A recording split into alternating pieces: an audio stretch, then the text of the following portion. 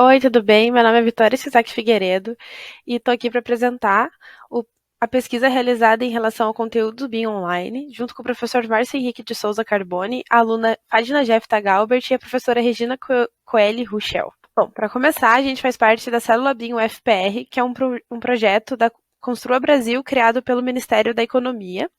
E a gente tem como objetivo estimular o desenvolvimento e aplicação de novas tecnologias relacionadas ao BIM dentro do ambiente acadêmico, né, para incentivar os alunos nessa prática. E o nosso grupo ele foi subdividido em subgrupos e a gente ficou com esse tema de pesquisa de conteúdos online BIM. Então a nossa pesquisa, a gente pesquisou principalmente três tipos de conteúdo: materiais de disseminação, cursos de capacitação e tutoriais. Então, para dar início, vale lembrar que a gente não viu cursos que não sejam gratuitos, de fácil acesso ou que tenham algum tipo de restrição. Então, foram esse principal pilar assim para dar início à nossa pesquisa.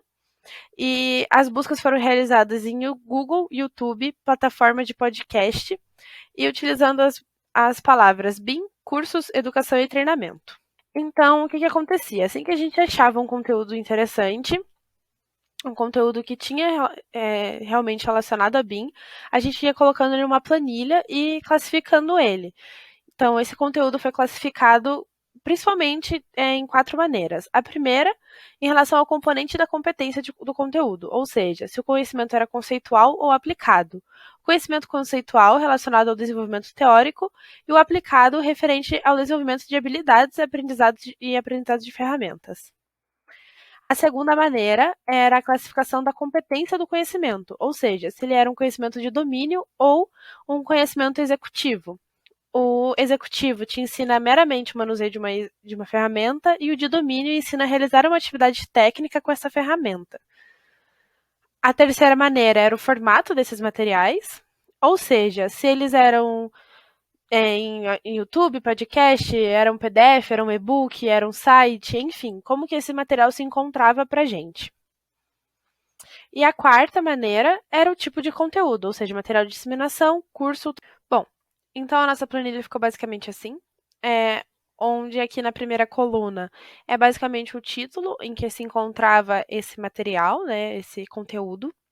A segunda coluna era o link no qual a gente poderia acessar o conteúdo. Essas quatro próximas colunas era aquela classificação a qual eu mencionei anteriormente. E essas próximas colunas são ferramenta, carga horária, certificado e uma observação. Então, vamos lá. A ferramenta era em relação ao software, ou seja, se esse conteúdo que a gente viu era relacionado a algum software, por exemplo, AutoCAD, Revit, ArchiCAD, enfim. E se sim, né, qual software era esse? Carga horária era se aplicava, né? Era mais relacionado quando era tipo algum curso, algum mini curso. E, e se era algum curso, algum mini curso, se aplicava algum tipo de certificado. Isso é mais interessante para quem precisa, né? No caso de faculdade, se você precisa de horas formativas, ou no caso de alguém que precisa se capacitar e apresentar isso para sua empresa. E aqui na descrição eram mais observações. Como a gente estava fazendo essa pesquisa, a gente estava consumindo esse conteúdo.